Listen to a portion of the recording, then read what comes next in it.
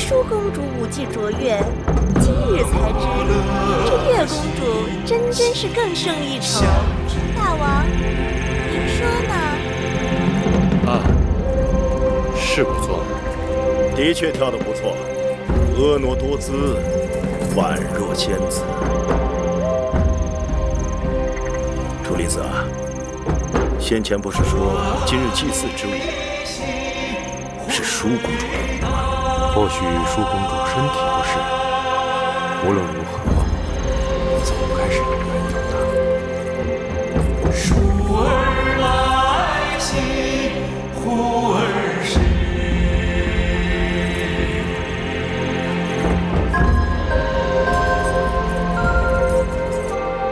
细诉心底交。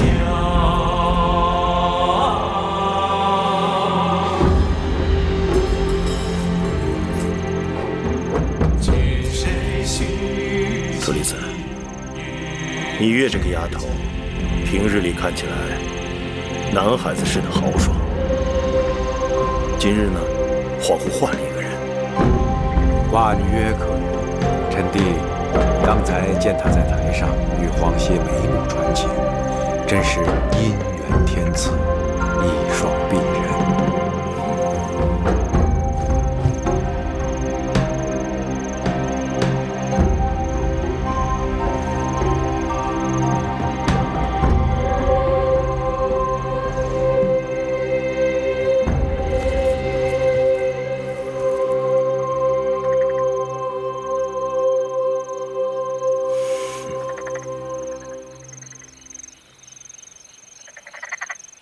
金玉之声，天籁之美，本王今日果然大开眼界。今日是舒公主与秦王的定亲之日，载歌载舞，正应了大吉大利之兆，请。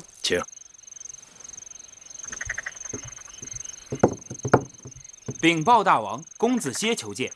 带他过来。是。公子歇为何求见？秦王大约不知，这是我大楚的风俗。少司命是楚国幸运之神，掌管婚配、子嗣、祸福。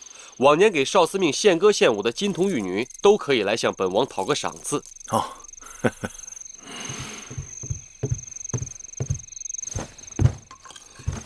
黄歇拜见大王。黄歇，今日祭祀大典，你等轻歌妙舞，令少司命欢颜。寡人要好好的赏赐于你，说吧，想要什么？大吉之日，子歇不求荣华富贵，只是心里有一个愿望，不知当说不当说。但说无妨。大王之妹月公主，温婉贤淑，冰清玉洁。黄歇攀龙附凤，爱慕已久，恳请大王将月公主许配给黄歇为妻吧。这两情相悦，倒也是佳话。是啊，楚王两妹同嫁，喜上加喜呀。对，窈窕淑女，君子好逑。这才子配佳人嘛。你身为太子伴读，屈子之高徒，该知道这儿女婚姻讲究的是父母之命、媒妁之言。你父母若健在，该由你父母指派媒人上门提亲；父母若不在，该由你们族长出面，这才合礼法。母后之言甚是。黄歇，月公主毕竟是寡人的贤妹，此等大事，寡人要于微后和你皇族族长商榷之后才好决断。黄歇回去即刻请本族族长前来提亲，多谢大王微后成全。今日少司命献舞，究竟怎么回事？舒儿喝了殷姐姐拿来的酒，肚子绞痛，实在是应付不了，才求月妹妹上台顶替的。米音在我眼皮底下弄鬼，我心里有数。你若不贪杯，怎会闹到如此无法收场？舒儿知错了。即便如此，少司命献舞是宫中地位高贵之女子献舞，哪轮得上芈月抛头露面？母后仁慈，月妹妹与黄公子两小无猜，情投意合，两人天造地设，舒儿也是想顺水推舟，成人之美。我和你王兄想借着少司命的吉祥，庆贺你与秦王定亲之喜。你倒好，让芈月踩着你上位，丢尽了我的颜面。母后息怒，要怪就怪舒儿吧，千万不要责罚月妹妹啊！责罚他？不，这一次我是和你一样，去尽力成全他。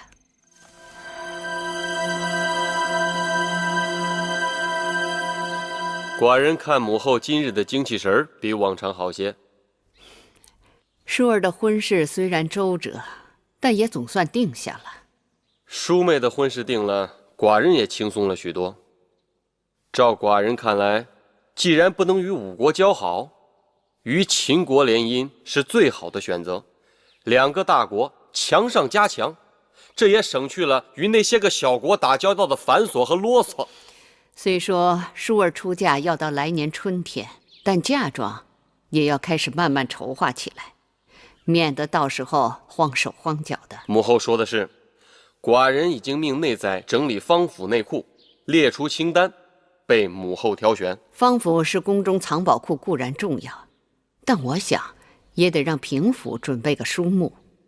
这平府是宫中的藏书库，不知母后想要多少藏书给舒儿陪嫁呢？当然是越多越好。秦国荒蛮，舒儿远嫁秦国，有几卷书陪伴，也不至于太无聊。好，那母后放心，寡人尽力去办就是。叶儿，姐姐，你这个人啊，都回到自己房间了，能不能歇一会儿啊？自小忙碌惯了，你让我老闲着，弄得我手脚都不知道往哪儿放了。好歹你也是个公主，能不能学着使唤别人啊？从小到大没使唤过，还真不会呢。那将来你要嫁人了，要那些下人丫头干什么？谁说我要嫁人了？还嘴硬。前2日是哪位公子在祭祀少司命大典上向月妹妹求婚的？好啊，师姐姐，你舒公主、月公主，公子歇在殿外求见。果真灵验，说谁谁就到了，快让他进来。是。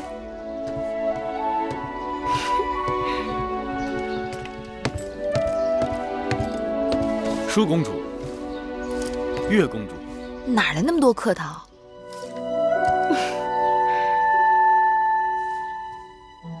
近几日你好像清瘦了不少。又犯傻气。珍珠，快去烹茶。是。你来找我有何事？怎么一早就过来了？是威后召我来高堂台的。皇族族长已经向大王提了亲，大王也有了允婚的意思。我猜想威后定是叫我来说赐婚的事。真的？所以我马上来告诉你一声。这下可好了，以后有公子歇照顾妹妹，我这也放心了。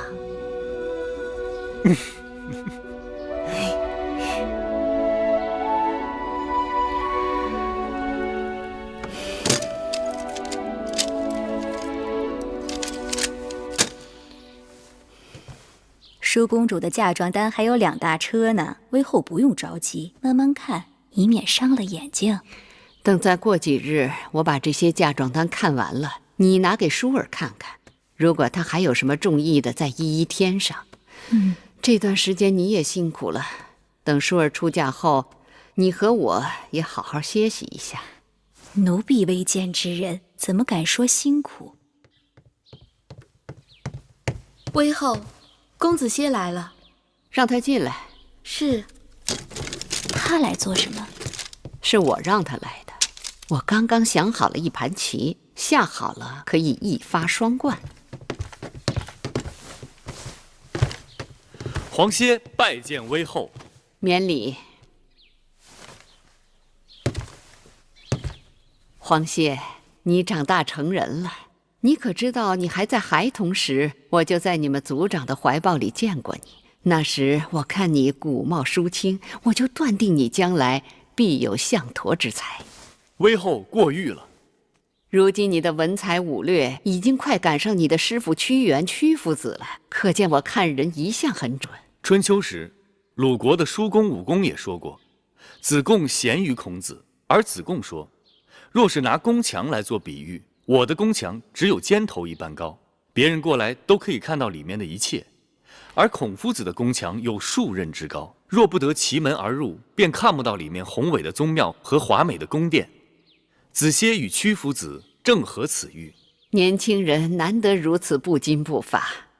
黄歇，你可知我今日让你来是为何事？子歇猜测，不应仅仅是家常闲话。是家常，但不是闲话。君子正心修身，还要齐家治国平天下。公子歇乃是楚国栋梁之才，如今也到了成家的年纪。子歇已为此事焦虑数日。那日祭祀大典，子歇已向大王提及亲事，望大王和威后开洪天之恩，成全子歇。你何苦那么惶恐？你父母早亡，男大当婚，我和大王自会为你做主。谢威后。按理说，你向公主提亲，须行6礼，那纳采问名就算了，但纳吉一定要做的。子歇的父母早已过世，可求我皇族族长代为纳吉。我已经把他的生辰八字给了你们皇族族长。昨日皇族族长把大祭司问卜于庙的结果告诉了我。大祭司在神寺求问神灵，求问祖先。祖先说，你们这桩婚事应是吉兆。太祖明堂必有子歇。既然如此，那接下来就要纳征请亲了。这些事你也应该跟你们族长尽早商议才好。子歇回去马上就办。那你打算什么时候迎亲啊？如无大碍，越快越好。年轻人就是急脾气。新嫁娘和舒儿是从小一起长大的，私交甚好。我在想，可以让宫里把她的嫁妆和舒儿的一起办。舒儿出嫁前乱则乱，但不会耽误你迎娶。两桩婚事赶在一起，也让我热闹热闹。另外，我让大王赐你金华台，你可以在那里成亲。全凭威后安排。威后说了，让你和舒公主一同出嫁，还让大王把金华台赐给你我成亲呢。听起来样样都好，只是威后何时变得这样善心了？怕是大王已经允婚，干脆做个顺水人情罢了。少司命庇佑，希望这一切都是真的。当然是真的。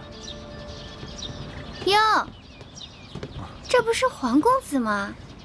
殷公主，听说大王已经给你赐婚了，燕儿正要去给皇公子道喜呢。谢殷公主好意，成亲之时，我和月儿一定会请你去喝喜酒的。哼，用不着客气。喜酒呢，燕儿当然是要喝的。公子，公子不要拦我！我要见威后！公子，我要见威后！公子，不能进去！我要见威后！王公子，这是高堂台，是你想闯就闯的吗？玳瑁公主，我要见威后。威后身体不适，不见人。有件事我要见威后问个明白。该知道的你都知道了，回去吧。威后身为后宫之母，你要给黄歇和月公主一个交代。这人真是疯了，把他赶出去。我要见威后。公子，走吧。威后，我要见你。威后，放开我！放开他！我来了。威后心里清清楚楚，黄歇倾心于月公主，可却言语含糊，偷天换日，这是为什么？打一开始，大王和我给你赐婚的就是殷公主，至于那芈月，是你自己一厢情愿，与我无关。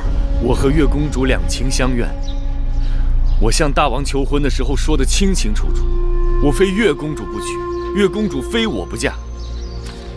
威后仁慈，切莫毁了子歇的姻缘。你的意思是，芈月背着大王和我，早与你私定终身，这是王室之辱，大逆不道。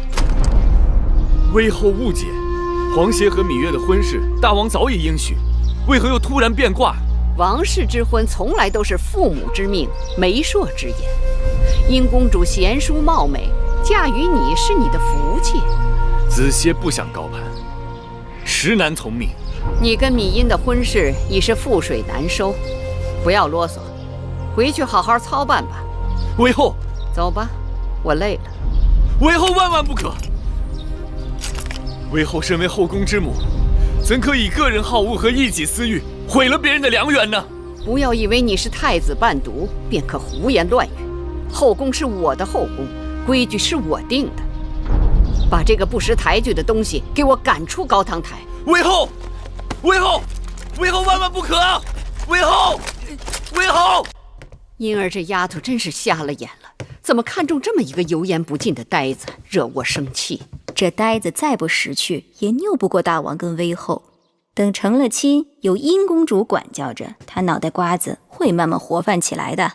因儿这丫头，我早就看透了，做事心狠手辣，我对她不得不留个心眼儿。既然她非要跟这呆子绑在一起，那我就成全她，让她自作自受。一想到芈月会为此痛不欲生，我就觉得这桩婚事我非促成不可。上回你跟我说什么来着？有些人活着比死了更煎熬。芈月命大，上次中毒不肯死，那就让她好好的活着，让她知道活在我手心里的滋味。可那黄公子不肯罢休，是得想个法子把那书呆子看紧，免得他再生出事端来。妹妹，别太难过了。公主，微后那边要您去商讨一下陪嫁单子上的东西，让母后自己定夺吧。那些珠宝玉器的单子，微后已经勾画好了，但平府的那些书籍……我知道了，你下去吧。可是微后……母后再催你，你就说出嫁秦国，淑公主嫁妆一样不要。是。姐姐，你这又是何苦？公子歇与你落到这样的结果，母后难就其责。微后不会放过我的，这在我的意料之中。若是这样，公子歇的婚事落空，我出嫁秦国，谁还能顾你周全？我已经想不到那么远了。大王赐婚芈音，公子歇会改变主意吗？不会，这正是我担心的。他若拒绝赐婚，罪名就是违抗君命，大王会对他治罪的。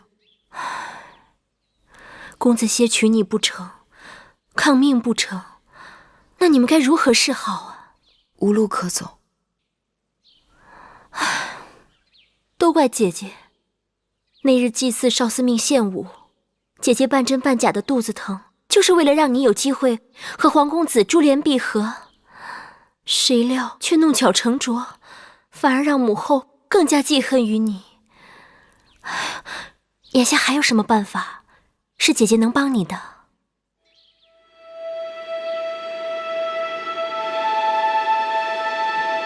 姐姐若愿意帮我，就找个万全的地方，让我再见子歇一次。好，姐姐来想办法。多谢姐姐。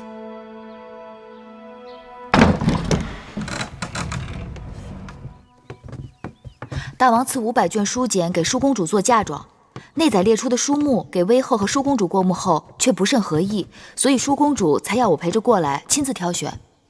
月公主说的是，根据楚国之历来规矩，给公主做陪嫁的这些书简不能是孤本，只能是抄录本。不然的话，公主这一陪嫁过去，咱楚国不是少了一些典籍吗？只是我这平府里的书卷已经多年没有得到整理了，好多个书卷都只剩孤本，抄录的副本它就不够齐全。你说这临时要找这么多的抄录本，哪儿去找啊？为何无人整理啊？若是没有朝中大臣主事，分派编修，布置世子抄录整理，小臣那些个粗俗不堪的杂役，怎么敢去动这些典籍呀？好了好了，带我周围看看吧。是，请。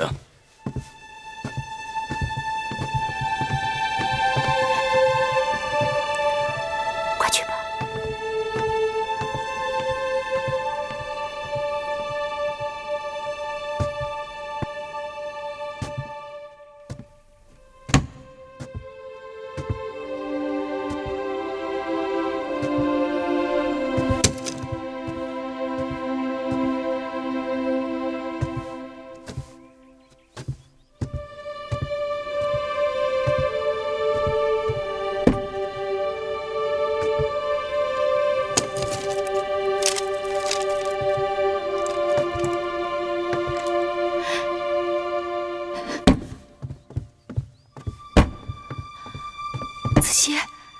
子歇，月儿，子歇，我好怕，我怕我再也见不到你了。我也怕。在这宫里，魏后一手遮天，我真的怕她再伤害你。那我们该怎么办啊？顶多以死抗婚。你我均不为死，奈何以死拒之？鱼死网破，只怕正好合了有些人的心思。我想，魏后尽管赐婚，但她困不住你的手脚。你可以逃婚，可以跑。对呀，既然眼下楚国宫中佞臣当道，我不如干脆藏之隐身，跟你一起跑。可是这宫里重重铁壁，魏后的耳目把我看得很紧。我就算能逃出宫，咱俩结伴相行，只怕连郢都的城门都没有出去，就要被他们抓回来了。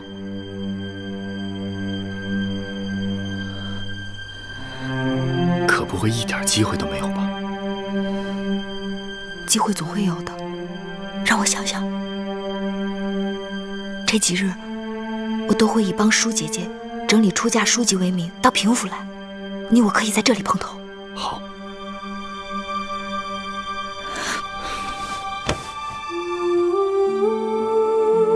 假如我真的和子歇走了，你们怎么办啊？只要你们能走，不用顾及我们。可你们打算怎样走？姐姐，不用担心我，我也是男子汉了。只有分头走，才不会引人瞩目。只是还没有详尽的打算。这可行不通。你一个女儿家，路上何人照顾？出了意外怎么办？分头走，彼此如何联系？到哪儿去逃？更不要说你是个公主，魏后只手遮天，她可以用任何名目在楚国上下搜捕你，这样风险太大了。姑姑说的有道理，但事已至此，哪有不担风险的办法？最好是不要惊动魏后，能名正言顺地离开这儿。名正言顺？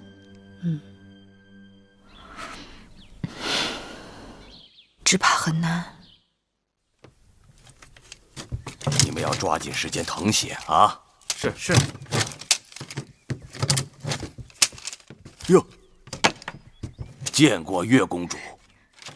舒公主听说世子们正夜以继日整理抄录典籍，让我过来看看。啊，月公主请看，这是刚刚整理完毕的吴国史册。这些呢？哦，这是越国史册，正在整理抄写之中。凡是作为舒公主陪嫁书籍，要让人先着手去做。那是自然。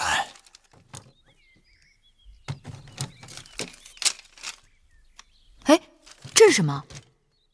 这是《孙子兵法》。孙子兵法啊，这是一套比较完整的《孙子兵法》。当年孙武在吴国练兵，铸就了这套兵法，由吴王阖闾收藏于宫中。后来孙武离开了吴国，便有一些断简残篇，流传到世上。但这套完整的兵法呢，一直存在吴王的宫里。后来越王勾践灭了吴国，那么这套兵书也就藏于越国，直到先王灭越，才将这套完整的兵书收藏于我楚国的宫中。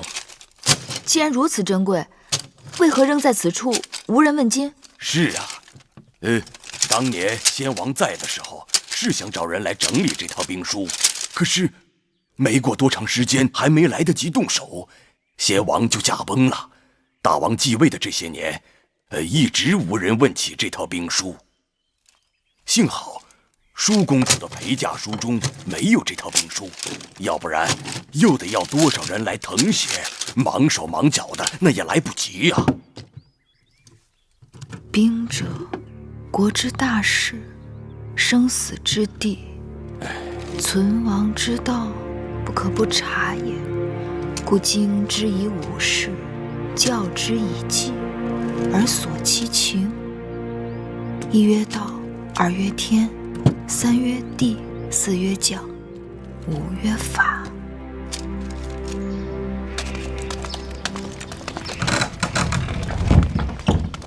太子，敢问黄公子，这是要去哪儿啊？子杰正打算陪太子去平府查些典籍。哼，大王有旨，公子歇与殷公主大婚在即，威后特赐金华台给公子成婚，所以请公子即刻进入金华台，以安心料理婚事，闲人不得入内打扰，请吧。慢着，公子是我的陪读，此事我要去与父王商榷。太子，威后要小的传话，说是公子歇的事与太子没有干系，还是不要趟着浑水好，安心在南薰殿读书吧。公子，太子，无妨。请吧，公子。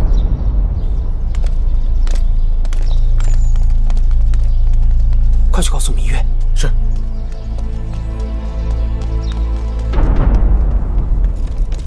月公主，月公主，月公主，黄公子被威后以筹备大婚为名，已经关进金华台了。关进金华台？包括太子在内，没有大王和威后的命令，任何人不得进入。那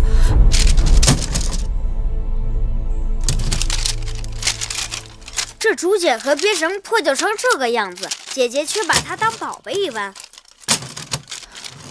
这是《孙子兵法》，天下孤本，看起来不起眼，却是真正的宝贝。兵之行，避实而击虚，水因地而滞留，夫兵行向水，水之行必高而趋下。这哪句连着哪句啊？蓉儿念的不对吧？应当是夫兵行向水，水之行必高而趋下，兵之行避实而击虚，水因地而滞留。知道了，知道了，水因地而滞留，兵因敌而制胜，故兵无常势，水无常形，能因敌变化而取胜者，谓之神。对呀，说得好。什么说得好？能因敌变化而取胜者，谓之神。子歇被关进金华台，该是暂时性命无恙，但说明威后仍不肯对我们有一丝一毫的放松。这几日我一直在想名正言顺这4个字。舒姐姐曾提议要我做她的应试，陪嫁去秦国，我没有答应。现在想来，只要能离开楚国，那便是海阔天空了。对呀，不如先假意赞同，让舒公主去睡转威后那边，魏后若肯放手，你就可以名正言顺地离开楚国，你和黄公子就有了逃脱的希望。只是，这筹划要不要告诉舒公主？还是先瞒他一阵为好，少一个人知道，少一份风险。更何况，万一事情败露，我和子歇是死活都豁出去了，但绝不能连累了舒姐姐。妹妹，你真的想好了？好妹妹，这下可好了，姐姐这七上八下的心也算是掉到井底。我知道你一直为你娘亲的身份所困扰，但是你想想，你我毕竟与他人不同，即便你跟我随应，我绝非会把你看成卑贱女子，你我依旧是好姐妹。将来你的儿女就是秦国的公子公主，血统尊贵，一生无忧。姐姐，此刻我就是想离开这儿。什么血统尊贵，一生无忧，我已经顾不上了。不管怎样，你想通了就好。我会去母后处向她挑明此事的。什么？你要芈月做你的陪嫁？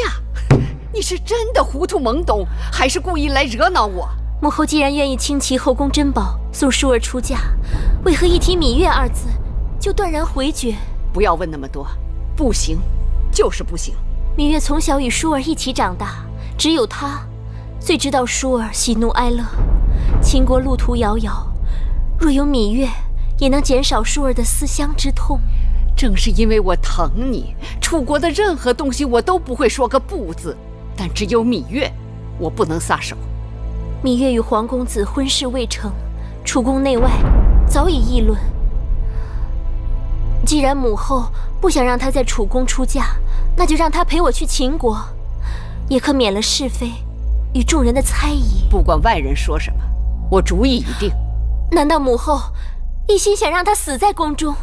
你是我的亲生女儿，别人说三道四也就罢了，你怎么这般不知好歹啊？舒公主错怪了魏后，魏后所做的每件事情都是为了公主好。既然是为了舒儿，那就帮舒儿解开心头之谜。从小只知道母后慈爱，对待宫中其他公子公主也恩威并重，宽严有度，为何只有对待芈月如此的刻毒刁难？芈月的娘亲与母后的嫌隙，那是多年之前的事情了。她的娘亲去世，再大的怨恨也该烟消云散。难道连恩怨也要母债子还吗？事情并非像公主想的那样。那是怎样？好吧，既然你非要知道，那我就告诉你，我这么做是有缘由的。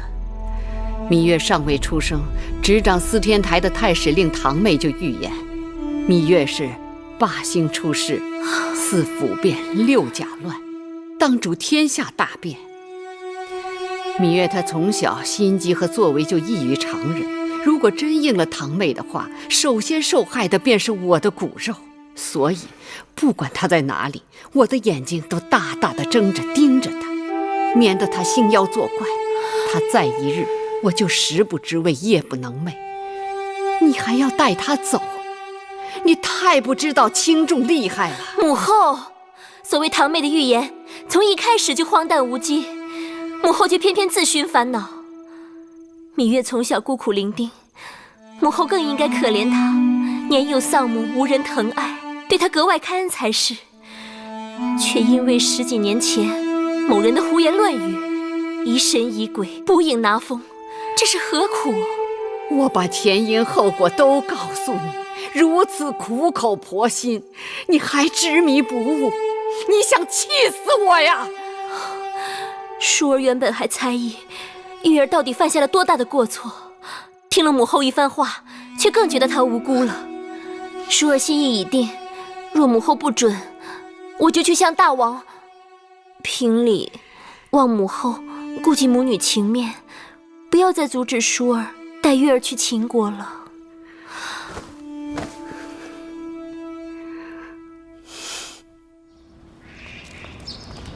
今日我陪舒公主去看嫁妆，那些珍珠宝贝差点把我的眼睛晃瞎了。你呀，真没见识。去年我在威后那儿伺候的时候，跟着玳瑁姑姑去过一趟方府。你知道方府吗？当然知道，那是宫里头专门藏宝贝的地方。我在那儿看到不少好东西呢。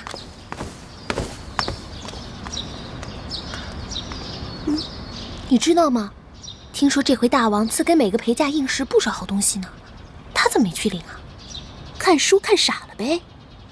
自从威后给皇公子和殷公主赐婚之后，他就心灰意冷，胭脂水粉一概不沾，除了看书还是看书。用不上的东西，给咱们俩。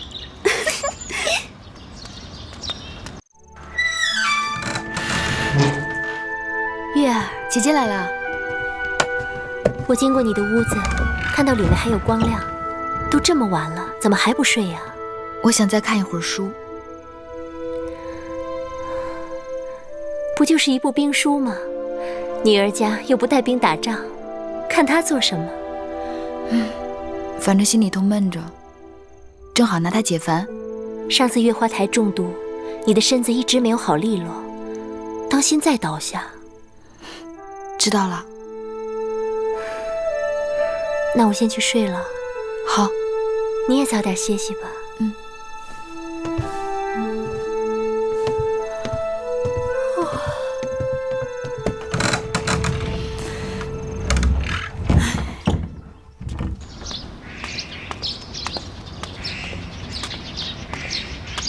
姑姑，何事？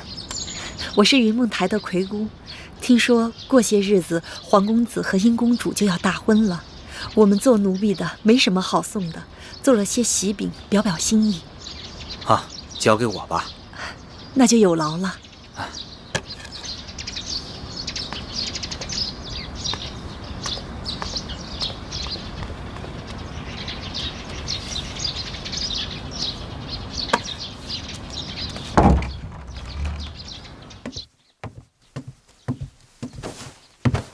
公子，这是云梦台的姑姑送来的喜饼，放着吧。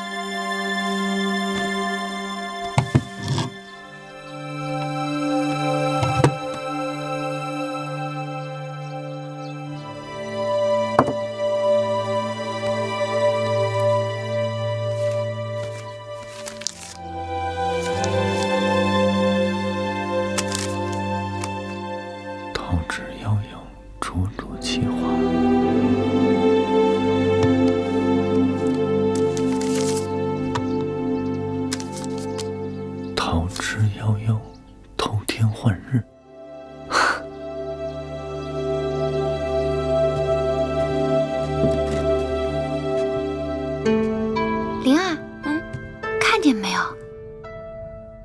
这是青玉羽裳。嫡公主，嫡公主有什么好呀？嫡公主要远嫁，要嫁到那狗都不拉屎的地方去，这辈子想回楚国，跟登天那么难。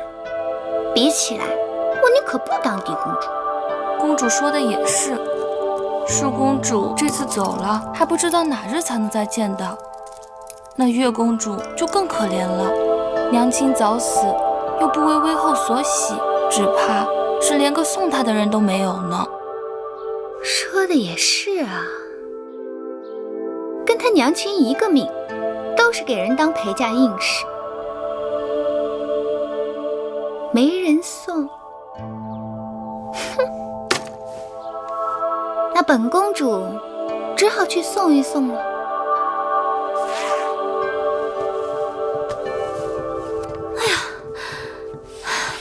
月儿，姐姐，哎呦，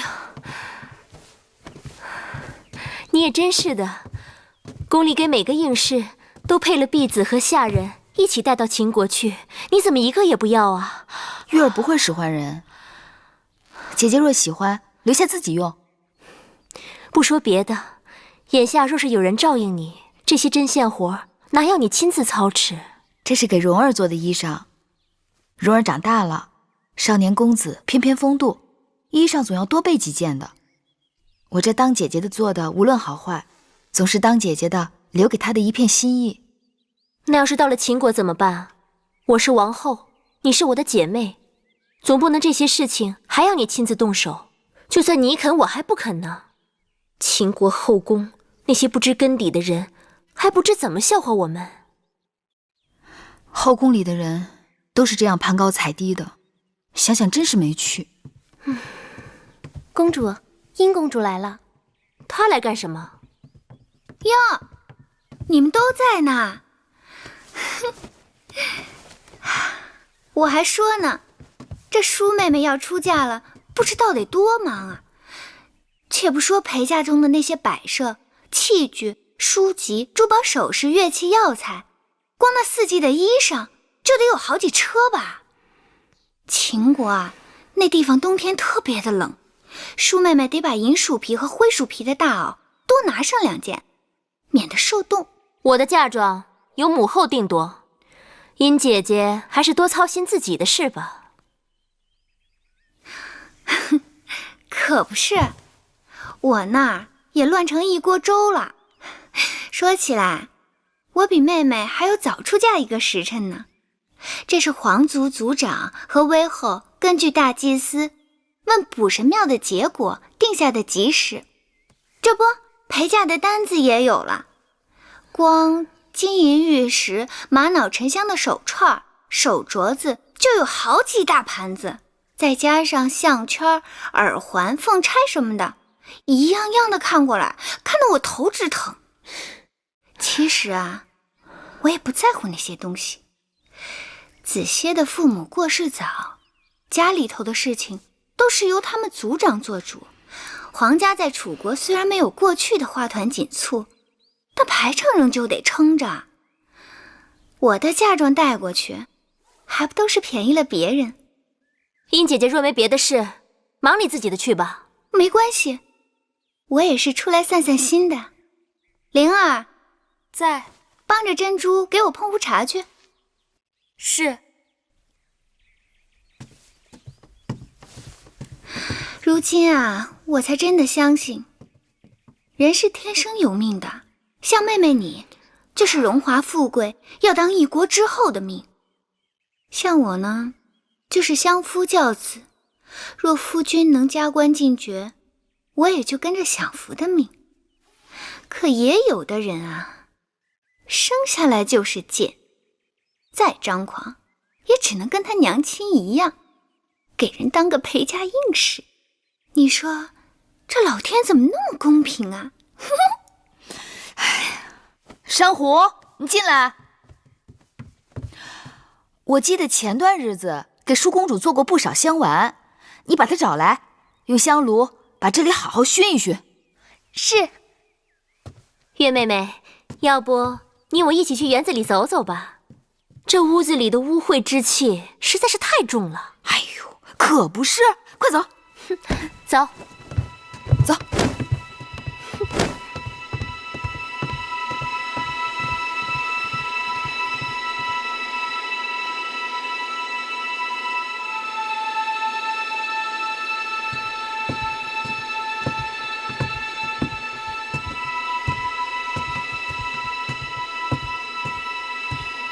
母后，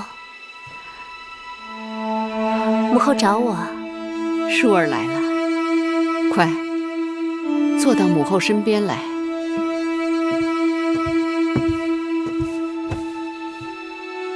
母后方才在想什么？想母后年轻时出嫁的情形。母后当年出嫁的时候，一定是美人儿。女儿家出嫁，衣衫光鲜，满心希冀，哪个不是美人儿？母后当年和你此时是一个样子，半点不知日后为人妻、为人母的苦楚。舒儿感激母后养育之恩。舒儿即将远嫁秦国，那里不似楚国，没有母后和大王为你遮风挡雨，万事都要靠你自己。有些话我不得不叮嘱你。这几日我特别派人去查了一下秦王后宫的情形，你知道吗？秦王之前娶的王后是魏国公主，随王后一起嫁入后宫的还有她的亲妹妹魏延和她的一个族妹。王后无子嗣，魏延把自己的儿子公子华托付给王后抚养。这位公子华现在在众人眼中已是准太子。去年春天，前王后病逝，魏延已经升为夫人位分，大权在握。我担心你宅心仁厚，到了秦国不是他们的对手。母后放心，秦王已经答应舒儿，要庇护舒儿一辈子。有秦王庇护固然是好，可是靠人不如靠自己，更何况枕边人的话是靠不住的。母后，好了，眼下多说无用。终有一日你会明白母后的苦心。蓉儿再有2、3年就可以分封领地，无论好坏都可以照顾好你自己和葵姑。小冉，我原本打算把小冉留下的，但郑伯身体欠佳，已无力抚养小冉。我想，我还是把小冉带走吧。姐姐，此去秦国路途遥远，途中一定会遇到许多危险。小冉弟弟的事，还是再想想别的办法吧。小冉不能进宫，可跟着你是公主陪嫁，又多有不便。我想，唯一的办法就只有这个了，让小冉跟着我。不可能，我们都知道，小冉不可能进宫的。但我可以出宫，小冉跟着我，我跟着你。裴家应氏都有随从侍女，我随你一同离开楚国，既可以一路照顾你，又可以照顾小冉。那蓉儿怎么办呢？姐姐，别再把我当小孩子。葵姑这法子我赞成。我眼下虽不能为你和弟弟争一块天地，但绝不要你和葵姑再为我操心。再说云梦台里还有其他姑姑，不怕没人照应。蓉儿的确长大了，懂事了，只是葵姑为我们姐弟已经辛苦了半辈子。我原本打算让葵姑跟着你去养老的，若是跟了我，难免前景险恶，凶吉难卜。不用多说了，跟你走，无论是吃苦还是享福，姑姑都情愿。玳瑁，你跟随我这么多年，忠心耿耿，我和你的情分早已超越了主仆，所以我心里有个打算，一直不忍跟你说。魏后要是这么想，就把婢子当外人了。舒儿要出嫁，我心里总是不大放心。她过于天真，心性纯良，要远嫁那虎狼之秦，我担心她不是那些后宫之人的对手。魏后是打算找个心腹跟着舒公主去秦国，好助她一臂之力。正是。魏后既有此意，玳瑁在所不辞。你真的愿意去？玳瑁从小入宫跟随魏后，家人受尽魏后恩典与责，婢子的性命都是魏后的。只要魏后肯放心，婢子一定竭尽全力保舒公主在秦宫平安。有你同去，我在楚宫也能睡几日安稳觉了。其实让你去，我是一举两得。我已经对那贱人做了安排，万一他没死在路上，到了秦国，说不定哪日他会成为舒儿的克星，到那时就要靠你见机行事了。婢子明白。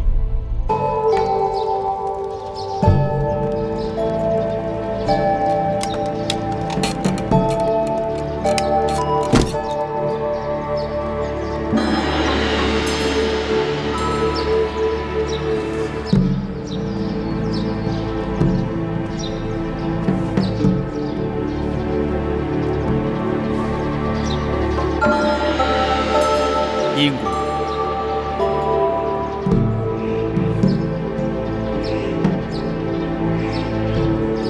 季伯，怎么不见黄公子啊？子歇躲在喜房里不肯出来，我也正着急呢。他要不来，如何行这一拜大礼？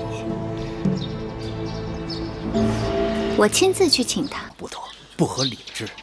有何不妥？反正他早晚是我的夫君。哎，公主，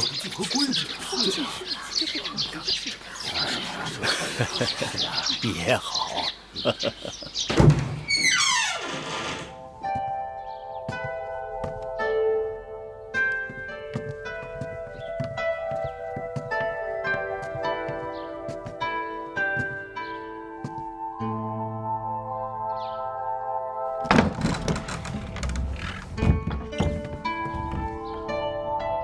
夫君，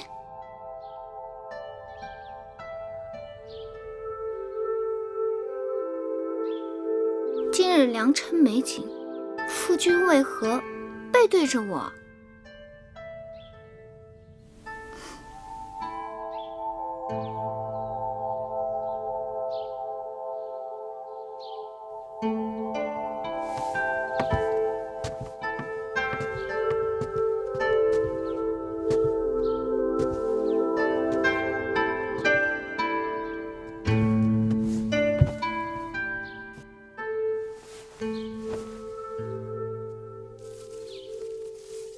夫君，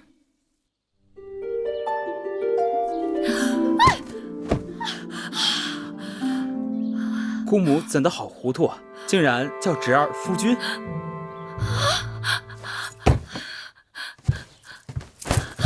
公主，皇公子呢？皇公子不是在屋里吗？那是太子。太子，太子一早来给皇公子贺喜，然后就走了呀。蠢猪，那走掉的是皇公子。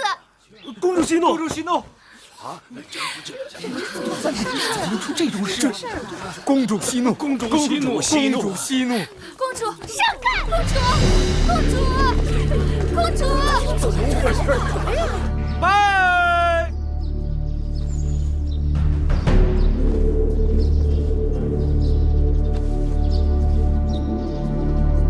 再拜。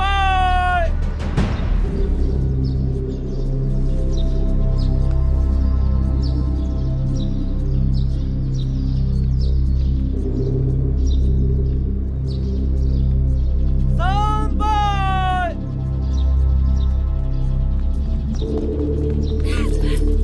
贱人！干嘛呀？贱人！放肆！芈茵，贱人！嫡公主出嫁，你怎敢放肆？大王为后，替芈茵做主，皇协拒婚，他跑了。此事当真？金华台里，太子穿着喜服，皇公子根本不见踪影。定是那芈月设此奸计，毒害婴儿。大王为后，千万不可放过这个芈月。芈月，告诉我，皇协到底去哪里了？皇协是在与芈茵成婚的时候不见的，我怎能知道他的去向？好硬的一张嘴，给我拿下！是。母后，那皇协被关在金华台多日，月妹妹日日与舒儿在一起，皇协走了，去追那皇协便是，怎怪在月妹妹身上？那皇公子定是被芈月迷惑了心窍，今日突然不见，定是与芈月早有预谋。你这桩婚事，皇公子本来就是不情不愿的，强按牛头喝水，得此结果也怨不得别人。舒儿，你给我闭嘴！我心里明镜似的，早就看出芈月跟你出嫁秦国是不怀好意，你还替这个贱人说三道四，把芈月给我扣下！母后，今日是舒儿出嫁之日，一身祸福均系此刻。芈茵哭闹较场，母后又要扣下舒儿的陪嫁应试。假若一定如此，不嫁也罢了。舒儿，月妹妹不走，舒儿也不走。舒儿糊涂，母后这是为了你好。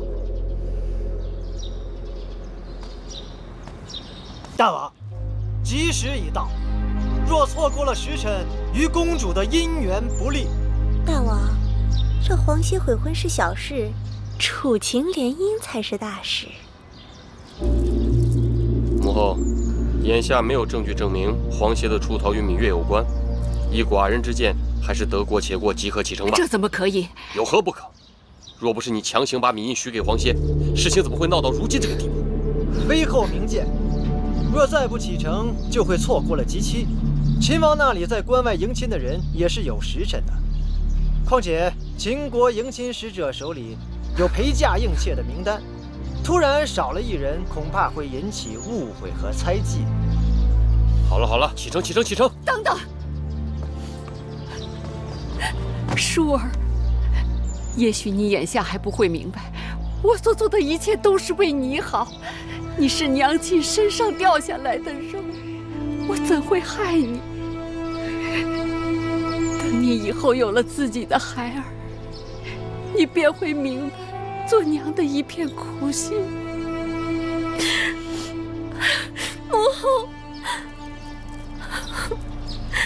母后姐请放心，舒儿到了秦国，会擅自郑重的。往后山高路远，舒儿不能陪在母后身边尽孝，还望母后多加保重。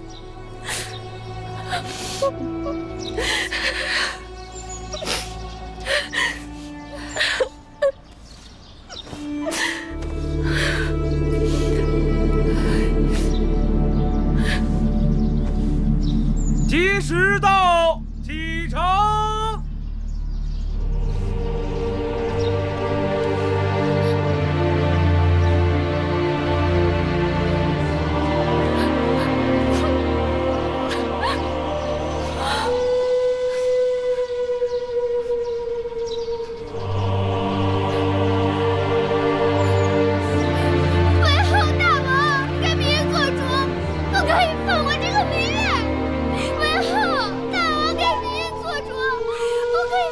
狄公主出嫁，你在这儿哭闹，真是丧气！来人，把她给我拉下去！为何不可以放过那个贱人？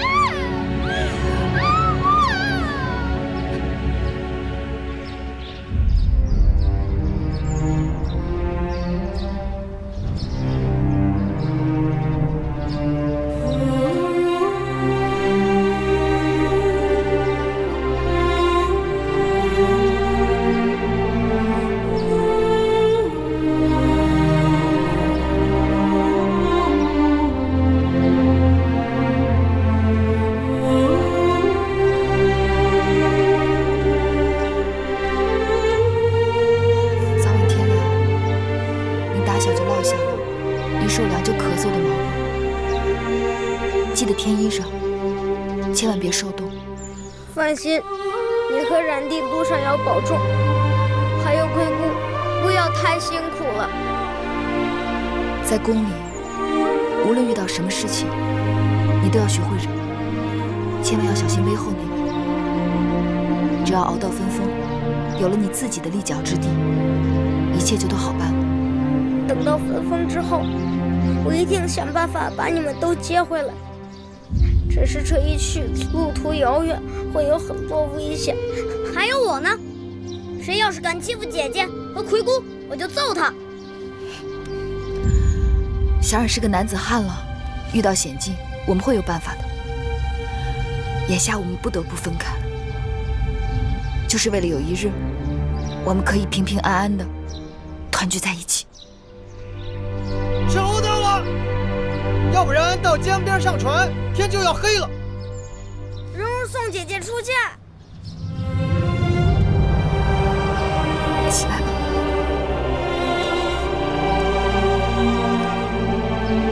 保重，保重。走吧。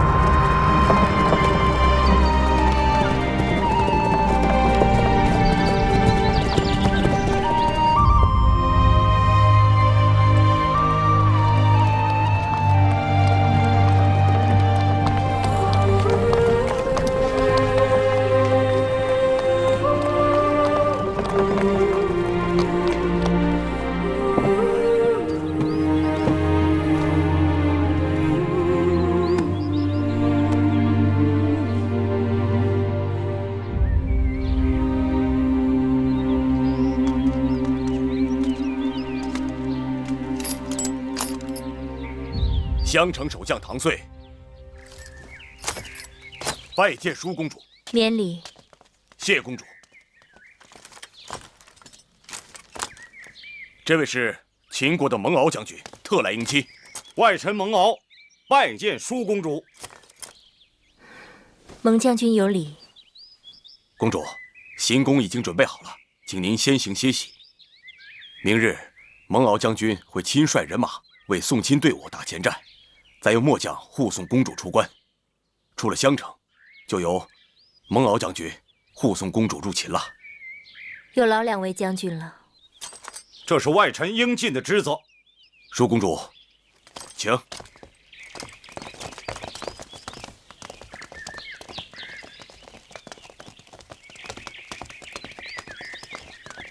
岳公主，小心脚下。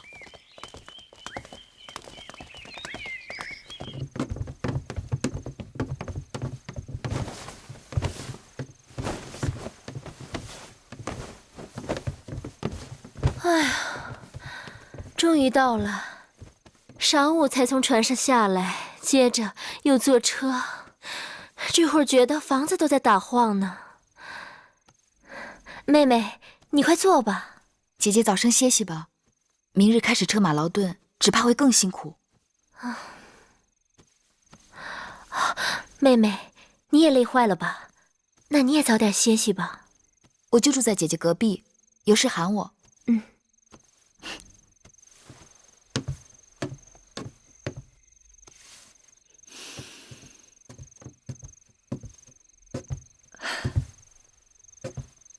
这孩子累坏了，一沾枕头就睡着了。路上你一直照应我们，此刻还要做针线，让我来吧。不用，你快把这碗绿豆汤喝了吧，我才熬的。是不是还有点烫？不是。明日就要离开楚国了，我这心里乱乱的。能顺顺当当的走到这儿，已经不容易了。虽说出了楚国，魏后的手就够不着了，但家也就此难回了。有亲人就有家，首先是要活着，只要能活下来，你娘亲和举姬就没有白死。等我们跟黄公子接上了头，就该将实情告诉舒公主，免得走得突然，让她伤心。姑姑说的是。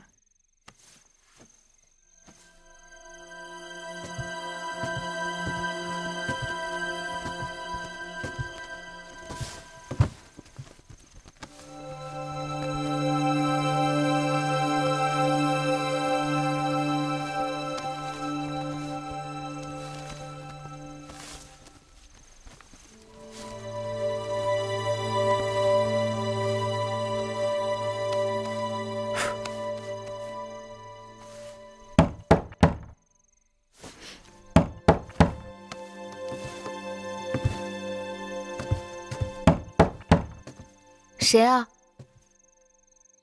一位故人。我听你的声音陌生。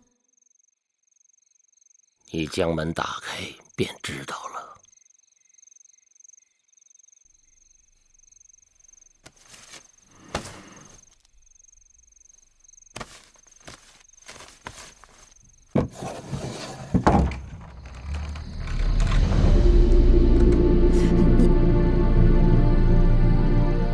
你谁啊？老夫没有猜错，应该就是你。可我不认识您。你是月公主，是那颗霸星。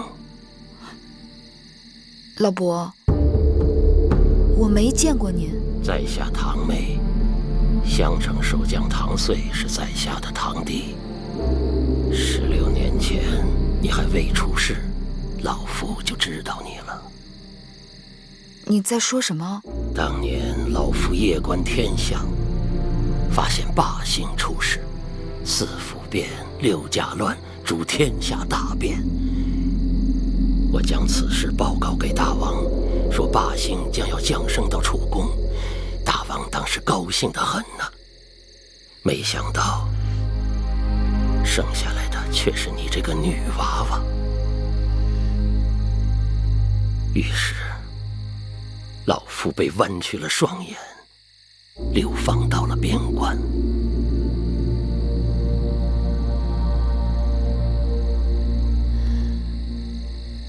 难怪从小父王就叫我霸星。你也知道自己是霸星？什么霸星？我芈月就是普通女子，与那帝王之说毫无干系。天命不可违，无男女之分，非人力所能更改。若是逆天而行，必受其祸。必受其祸？你是说这么多年，我们受苦受的还不够？你可知道，我和我周围的人就因为这霸星之说而受牵连。老夫只是一介星象之士，根据星辰变化记录言说。就因为你的胡言乱语，害得我娘命运多舛，害得我跟我弟弟从小被人欺负。我们与你无冤无仇，你为何要多事？为何要与我们过不去？天将降大任于斯人也，必先苦其心志，劳其筋骨，饿其体肤，空乏其身，幸福好了好了，你走吧。你再不走，我要喊人了。晚了，走不了了。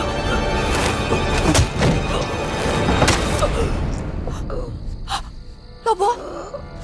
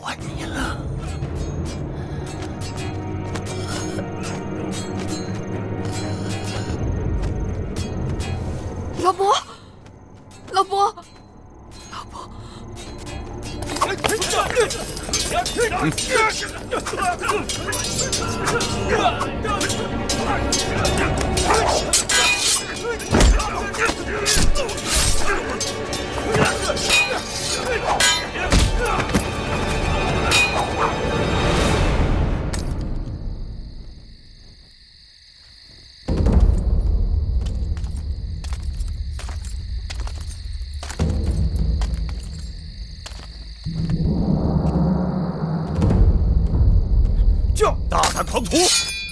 慢！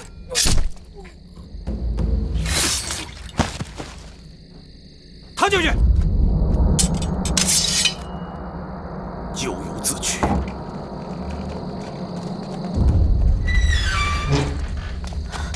月儿，姐姐，怎么了？唐将军，出什么事了？林公主，两个大逆不道的小贼惊扰贵人们歇息。现末将已将其诛灭，望舒公主恕罪。堂妹老伯，可是唐将军的堂兄？不错。老伯仁义，替芈月挡了致命一剑，已经不行了。敢问公主，他人在何处？在我屋里。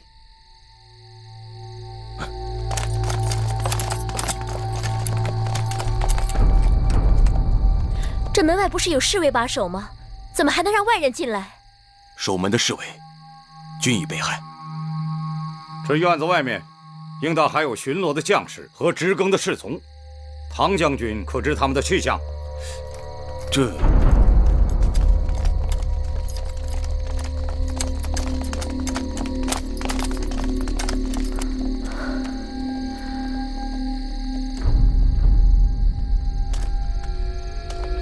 末将失职，明日一定仔细查处，严惩不贷。好了，你们都下去吧。夜已深了，明日还要赶路呢。是。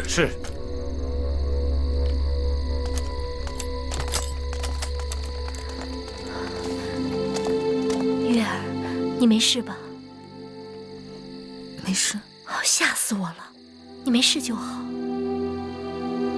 只是这刺客来得蹊跷，死的也蹊跷。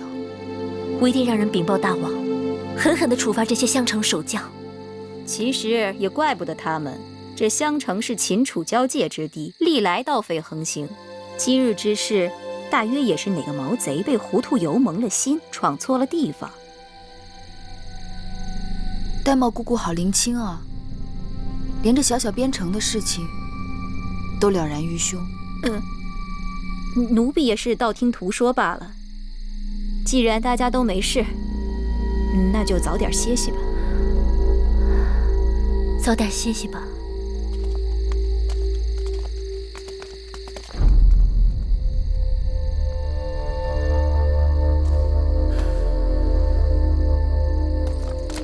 唐将军，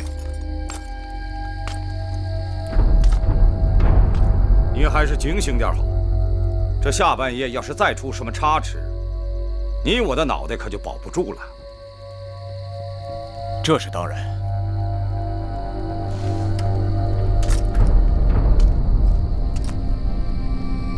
你们这队人，给我在院子外面牢牢守住。要是再出半点差池，本将军绝不轻饶。是。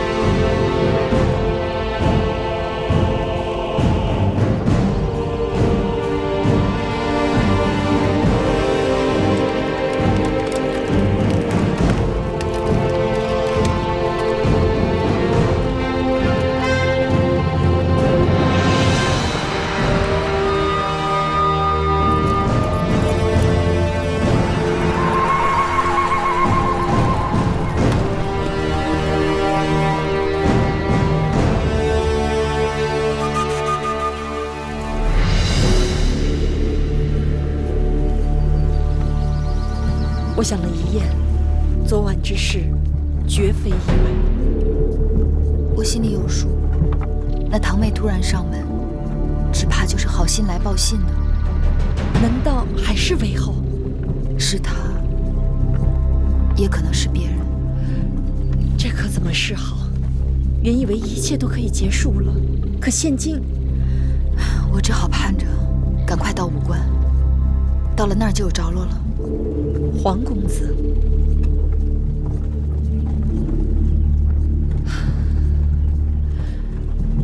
少司命庇佑，月儿和我们能平安到武关城。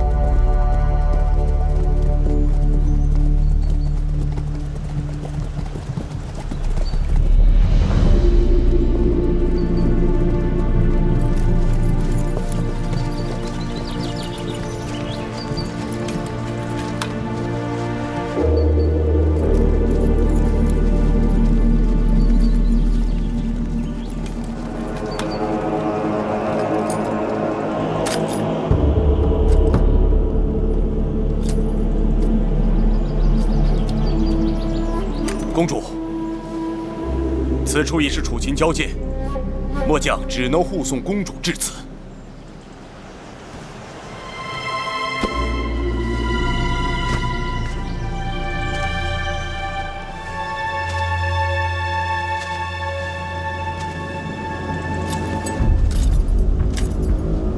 请公主擅自珍重，一路安泰。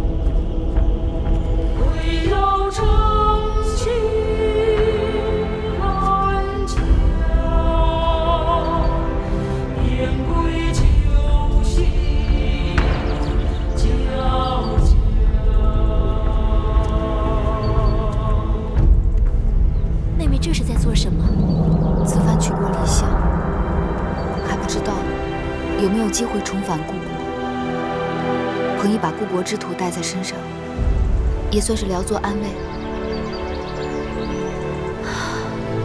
是啊，谁是家乡好，越是故乡明。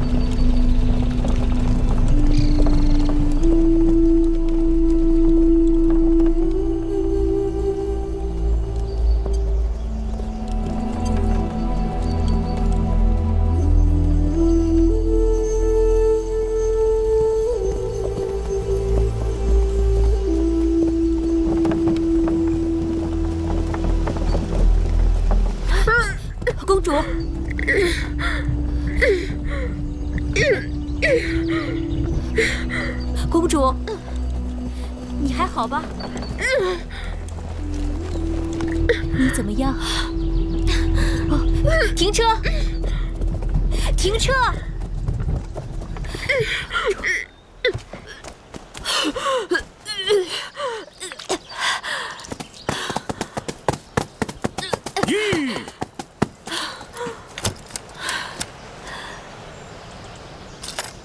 公主，太庙已定下吉时，咱们行程紧迫。末将知道，公主身子娇贵，可公主每日迟出早歇，走走停停，中间又是种种事故，照这个速度行进，怕是会延误婚期的。将，公主尊贵之躯，难以承受车马颠簸之苦，自然要多加休息。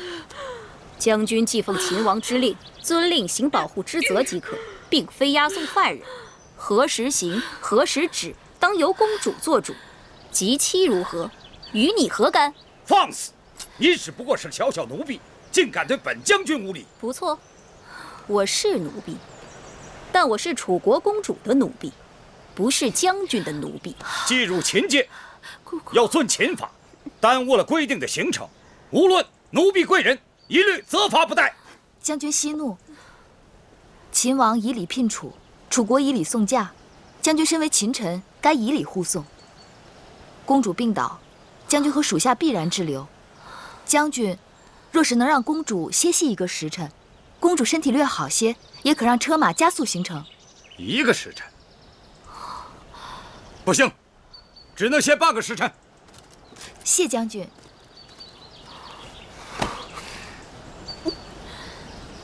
姐姐，喝口水吧。这水是必须喝的。荒原之中，水是救命的神仙。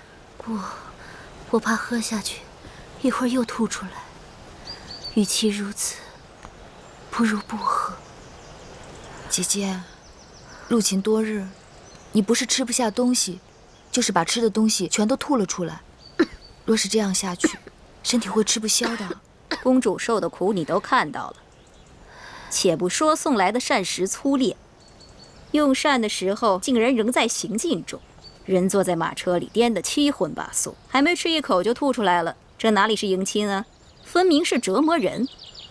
这里不是我们楚国王宫，身边也不是我们楚国臣子，荒郊野外，缺衣少食是难免的。千里迢迢，吃不下也得吃一些。身子是姐姐自己的，损伤了无人可抵偿。出嫁前，只知道这一路曲折遥远，谁料会如此艰辛。还有那个蒙敖将军，更是可恶，完全不把我们放在眼中。蒙敖将军是粗人，行武严整，只怕他有他的难处。再有难处，也该知道自己的身份。舒公主是王后，是主子。若在楚国，她如此叫嚣，脑袋早就搬家了。过2日就到武关了，再忍一忍吧。奴婢能忍，公主如何忍？一入秦地，就黄沙漫天，西风凄凉，稍一露头，身上嘴里全是沙子。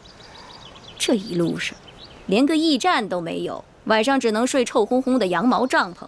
你问问公主，入秦的这些日子，公主有多少天没梳洗了？那段时间坐船，我以为会是最难熬，如今想来，就如同仙宫一样。既然出嫁没有退路，那姐姐只好想着，只要熬过这一关，往后就好了。如何之好？熬不过眼前，又哪来的往后？我真是想家，这一路越走越灰心，这般周折，真是让人……姐姐是想说，真有些后悔出嫁了吗？什么越走越灰心？明明是越走，与心上人越近才是。哪来的心上人啊？进入秦国这些日子，姐姐可听说过秦国4塞？武关、函谷关、萧关、大散关。武关城是秦楚边塞第1城，秦王就是从这里出关，进入大楚，去向姐姐求亲的。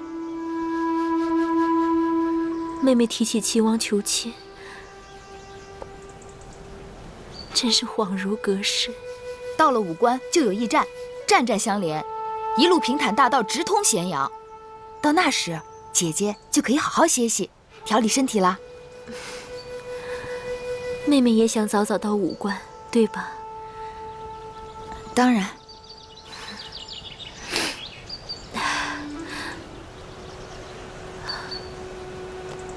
说来也是，这么多的车马兵卒，都是因我而来。我要是打不起精神，不是更连累了大家？好了，把水和食物给我一些吧。姐姐，来，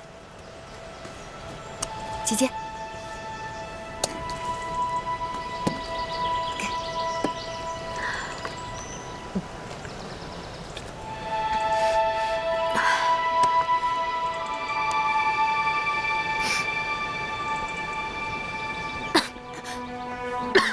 姐姐，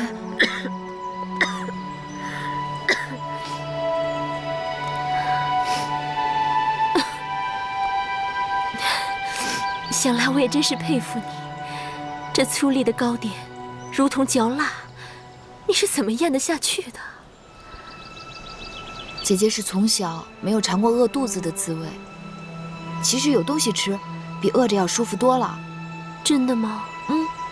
舒公主是金枝玉叶，天生就不该受苦的。像这种吃食也能将就下去的人，是自降身份，自轻自贱。姑姑若是觉得只有饿肚子才能保住大厨脸面，那你就饿着好了。但不该劝姐姐也挨饿。路上行程艰难，需要体力，不吃哪来的力气车马劳顿？别争了，我倒是真有些饿了。